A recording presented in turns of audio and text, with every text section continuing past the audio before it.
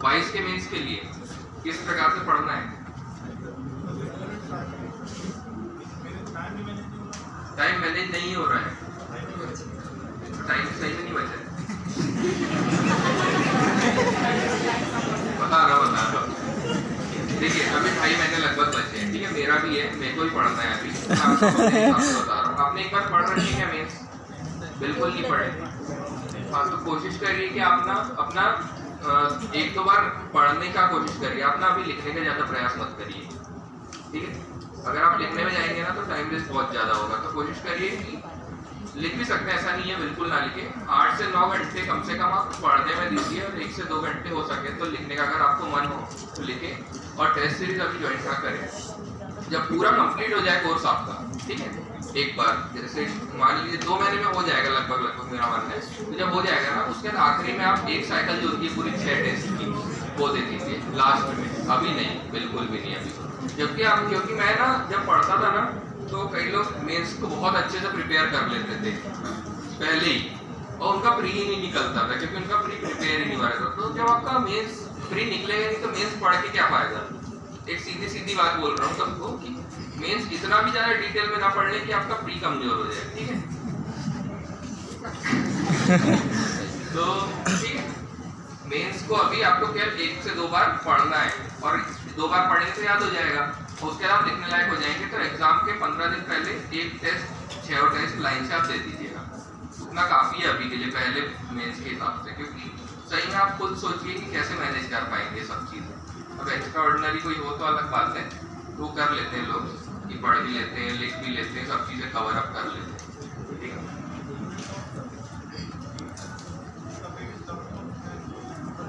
हाँ,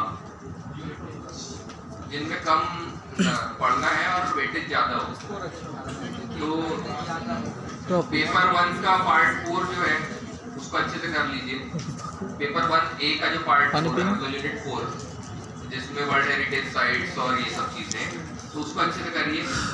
फिर 5 और 5th और 6th यूनिट जो है आपकी सॉरी 4th और 5th unit paper 1 part B की उनको, और इसके अलावा 2nd और 3rd यूनिट जो है आपकी पॉलिटी की वो छोटी है काफ़ी, उनको कर लीजिए। फिर HRD जो पेपर 2 पार्ट B की जो 3rd यूनिट और 5th यूनिट वो छोटी है ना, तो उन्हें अच्छे से करिए। बाकी पढ़ना पूरा है आपको, पर इन पे ऐसा बहुत अच्छे से तैयार करिए, तो क्या होगा इनके जो भी क्वेश्चन आएंगे ना वो बिल्कुल भी गलत नहीं होंगे। फिर आपका मैथ्स अच्छा है, आप तो मैथ्स करिए अच्छे से, है ना। कंप्यूटर अच्छे से कर लीजिए, फिजिक्स केमिस्ट्री कर लीजिए, बायो को थोड़ा लाइट भी रखेंगे तो चल जाएगा। इसके बाद आयुष वाली जो यूनिट है उसको अच्छे से करिए। एनर्जी इन्वायरमेंट की बहुत छोटी छोटी यूनिट्स हैं, उनको भी अच्छे से कर लीजिए। बस इतना काफी है, ये छोटी यूनिट्स हो गई पूरी, तो इनको बहुत अच्छे से तैयार करिए। तो एग्जाम के टाइम पे क्या होगा कि बड़ी यूनिट्स आप पढ़ ही रहे हैं पर छोटी यूनिट्स पे ज़्यादा फोकस देंगे ना तो मार्क्स कवर ज़्यादा होंगे, ठीक है। अब बात आती है आंसर राइटिंग की, ठीक है। तो आंसर राइटिंग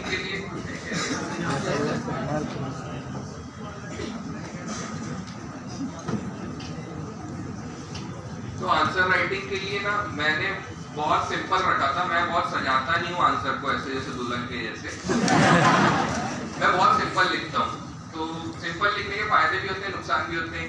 कई बार कोई चेकर रहता है सुंदर कॉपी देखना चाहता है, पर नॉर्मली जो है इंसान ऐसी कॉपी देखना चाहता है कि मतलब साफ सुथरा लिखे और समझ आ जाए, ठीक है।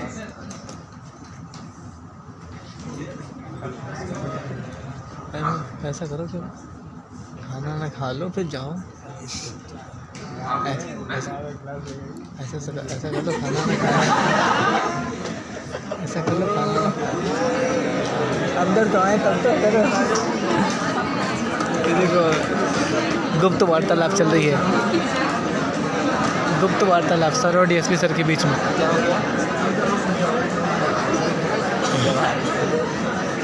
हाँ ठीक है, खाना वाना खा लो, कोई दिक्कत नहीं, पढ़ा लो बच्चों को।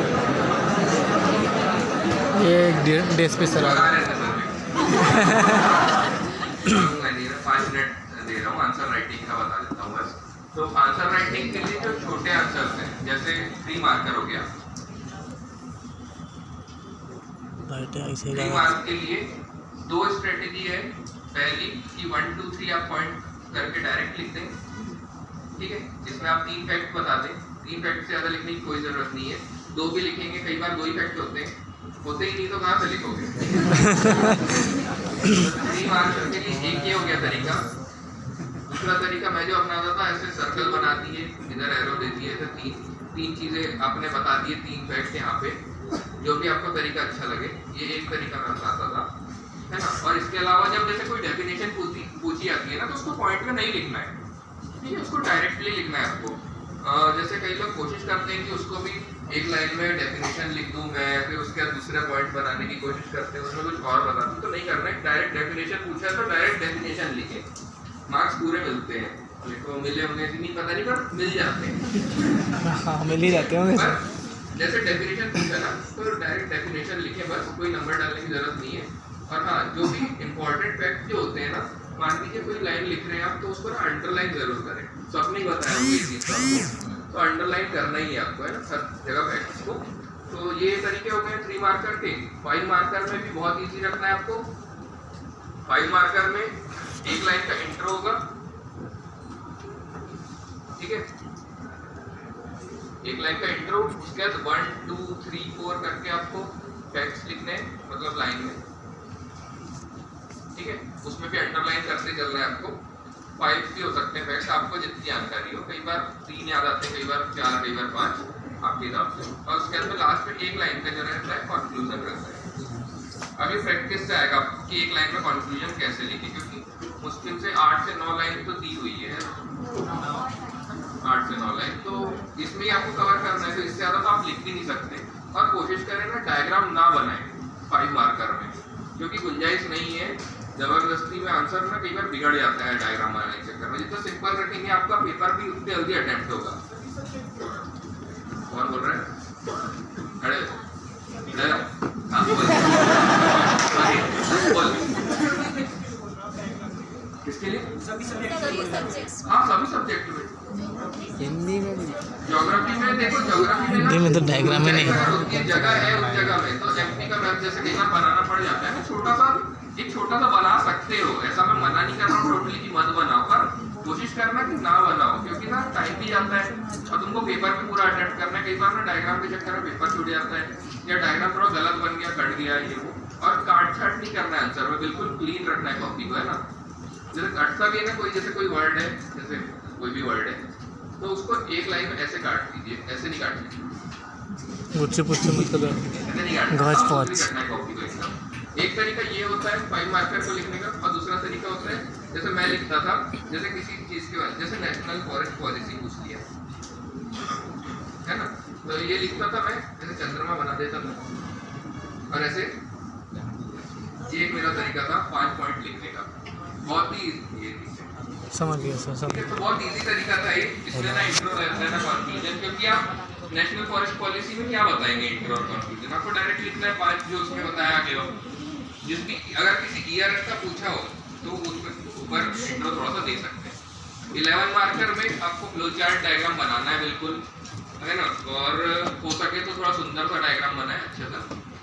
तो 11 मार्कर में ये स्ट्रेटेजी रहेगी, 2 पेज रहते हैं, तो एक में इंट्रो लिखेंगे 3-4 लाइन का, फिर उसके बाद डायग्राम या फ्लो चार्ट रहेगा शुरू में ही, फिर उसके बाद में आपके पॉइंट्स रहेंगे 1 2 3 4 जैसे भी 7-8 पॉइंट रहते हैं उसमें, और उसके बाद में कंक्लूजन। बिल्कुल सिंपल रखना है आंसर, कोई ज़्यादा जरूरी नहीं है, क्योंकि मार्क्स में मार्किंग अच्छी होती है ऐसे में, और ऐसे में आपका पेपर भी जल्दी अटेम्प्ट होता है। जितना आप ना आंसर को सजाने में टाइम लगाएंगे ना, तो उतना ज़्यादा आप पेपर में पीछे होते जाएंगे, ठीक।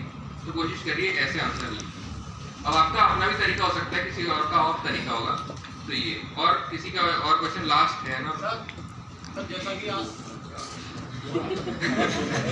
हाँ बोलो सर, जैसा कि आपने बताया अभी कि आपके 158 मार्क्स थे, आपके पास 75, जो भी सर मेरिट में नाम लेने की ये अच्छा कंट्रीब्यूशन है। हाँ, तो सर और आपसे ऐसे क्या क्वेश्चन पूछे से 158? हाँ, तो एक क्वेश्चन मुझे जो ऐसा लगता है कि जो मुझसे पूछा गया और मैंने अलग आंसर दिया, तो मुझसे ये पूछा गया था कि आप में ऐसे क्या गुण है जो आप अधिकारी बने, और आप ही ऐसा क्या करेंगे जो दूसरे नहीं कर रहे हैं। तो मैंने एक आंसर दिया था कि मैं जब अधिकारी बनूंगा तो मैं शासन में जाके शासन से निवेदन करूंगा कि मैं महीने में एक ऐसा जनता दरबार लगा सकूं जिसमें मैं लोगों की समस्या जो है डायरेक्ट अपने लेवल पे पर्सनली सॉल्व करवा सकूँ, समझ रहे? जैसे जन सुनवाई तो होती है, लेकिन जन सुनवाई क्या होती है, अधिकारियों के बीच होती है, उसमें उतने त्वरित फैसले नहीं होते, उसकी भी कुछ प्रोसीजर होती है, तो मैं ना डायरेक्टली सॉल्व कर सकूँ, ऐसा कुछ कर सकूँ।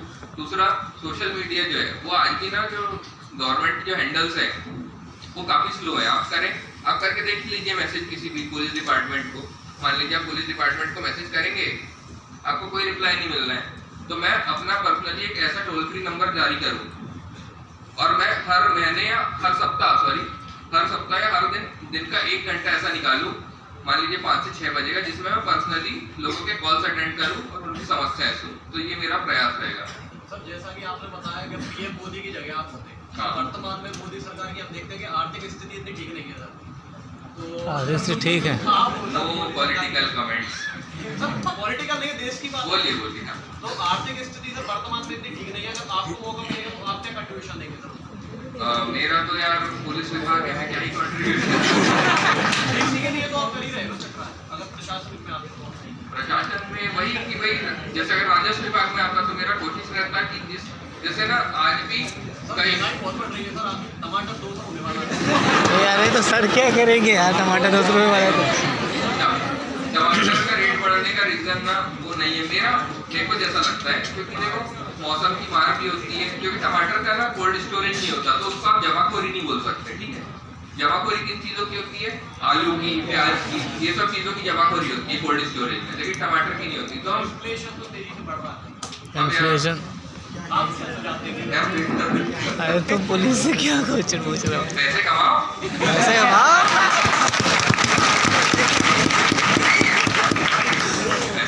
पैसे कमाओ, घर में बैठा पैसे कमाओ। सही बात है सर, पैसे कमाओ। सर वर्दी पहनने में कैसा फील होता है, मैं पूछता हूँ। मेरा पोस्ट प्रेफरेंस, यार देखो मेरा पोस्ट प्रेफरेंस लोगों ने तो ना मेरे को डीएसपी पहले ही बना दिए थे, ठीक है? लोगों ने बोल दिए नहीं यार तुम्हारी बॉडी ठीक ठाक है, तुमको तो डीएसपी बनना चाहिए, तो डीएसपी तो पहले ही बना दिए थे। लेकिन मेरा जो पहला था ना डीसी था, और वो लगभग सभी का डीसी रहता है, क्योंकि होता क्या है कि डीसी में ना आपके पास मल्टीपल डायमेंशन में काम करने के ऑप्शन होते हैं, बहुत विभागों से आप कोऑर्डिनेट करके काम करते हैं, तो इसलिए मेरा ऑप्शन पहला डीसी था, दूसरा डीएसपी था, लेकिन भगवान ने ना लोगों की सुनी।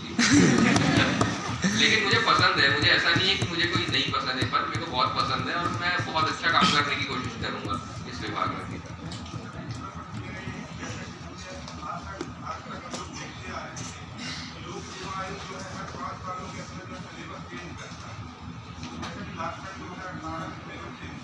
उन्नीस के बाद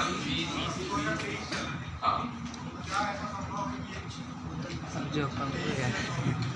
तो ये मुझे लग रहा है बिल्कुल संभावना है सिलेबस चेंज हो जाए, हो सकता है माइनस मार्किंग इंट्रोड्यूस हो सकता है कि थोड़े, पर ना जो कॉमन सब्जेक्ट है वो चेंज नहीं होंगे, तो इतना फर्क जो अच्छे से पढ़ रहा है ना उस पर नहीं पड़ता है।